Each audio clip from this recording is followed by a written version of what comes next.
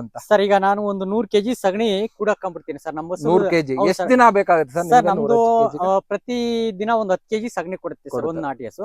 ನಾವು 10 ದಿವಸ ಆದ್ವರೆಗೂ ಕೂಡ ಹಾಕೊಂಡ್ಬಿಡ್ತೀವಿ. 10 ದಿನದ ಸಗಣಿ 10 ದಿನ ಸಗಣಿ ಒಂದ್ ಕಡೆ ಕೂಡ ಹಾಕೊಂಡ್ಬಿಟ್ಟು ಅದನ್ನ ತಗೊಂಡ್ಬಂದ್ಬಿಟ್ಟು ಚೆನ್ನಾಗಿ ನೀರಲ್ಲಿ ಕದ್ರಿ ಹಾಕ್ತೀನಿ ಸರ್. ಸುಮ್ನೆ ಹಾಕ್ಬಿಟ್ಟು ಕದರೋದಿಲ್ಲ.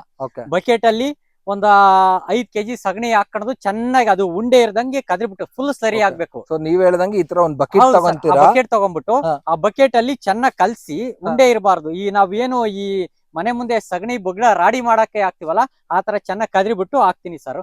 ಹಾಕಿ ಅದಕ್ಕೆ ಮತ್ತೆ 50 ಲೀಟರ್ ಗೋಕೃಪಾಮೃತ ಸೇರಿಸ್ತೀನಿ ಸರ್.